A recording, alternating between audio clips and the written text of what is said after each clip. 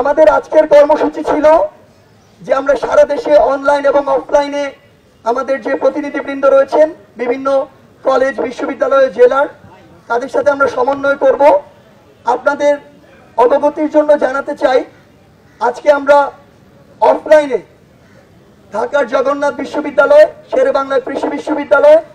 ঢাকার অন্যতম 7 কলেজ সহ আমরা সরাসরি আজকে কুমিল্লা বিশ্ববিদ্যালয়ে গিয়েছিলাম। কারণ আপনারা জেনে থাকবেন যে কুমিল্লা বিশ্ববিদ্যালয়ে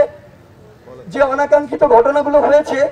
সেগুলো বাংলাদেশের অন্যান্য শিক্ষা প্রতিষ্ঠানের ঘটনাগুলোকে ছাড়িয়ে গিয়েছে। সেখানে রাবার বুলেট নিক্ষেপ থেকে শুরু করে টিয়ার শেল নিক্ষেপ পর্যন্ত হয়েছে এবং 30-এর অধিক শিক্ষার্থী আহত হওয়ার খবর পাওয়া গিয়েছে। তাই তারা যেহেতু আমাদের সহযোদ্ধা, তাদের সেই সমস্যাগুলো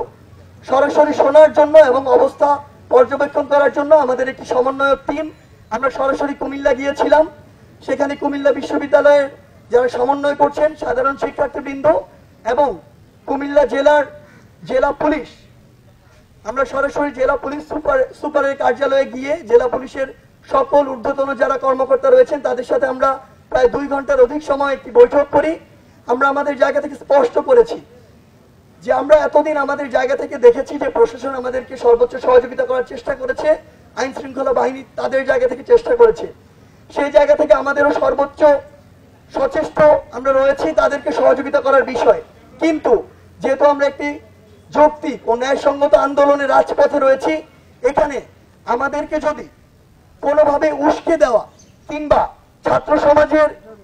এই যে একটি যৌক্তিক চাওয়া নিয়ে যে একটি মত তৈরি হয়েছে পুরো দেশব্যাপী, সেটিকে বিভ্রান্ত করার বা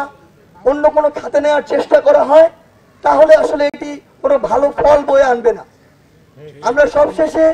কুমিল্লা বিশ্ববিদ্যালয়ে যারা সমন্বয় করছেন তাদের সাথে কুমিল্লা জেলা পুলিশ এবং প্রশাসনের যারা রয়েছেন সকলের একটি সুন্দর সমন্বয় যেন গড়ে ওঠে সেজন্য আমরা কিছু গুরুত্বপূর্ণ কার্যক্রম হাতে নিয়েছি এবং আমরা আশা করি যে এই ধারাবাহিকতা রক্ষা হওয়ার মাধ্যমে শুধু কুমিল্লা নয় বরং পুরো বাংলাদেশে আমাদের যে ন্যায়সঙ্গত যৌক্তিক দাবি সেটিকে সামনে রেখে আমাদের এই আন্দোলন ততদিন চলমান থাকবে যতদিন কোটার যৌক্তিক সংস্কার হওয়ার মাধ্যমে জাতীয় সংসদে কোনো আইন না পাস হচ্ছে। এ পর্যায়ে আমরা দেখেছি যে বাংলাদেশের বিভিন্ন স্থানে বিভিন্ন বিষয় নিয়ে হামলা মামলার বিভিন্ন ঘটনা উঠে এসেছে যেগুলো অনেক বেশি অপ্রত্যাশিত আমাদের জায়গা থেকে।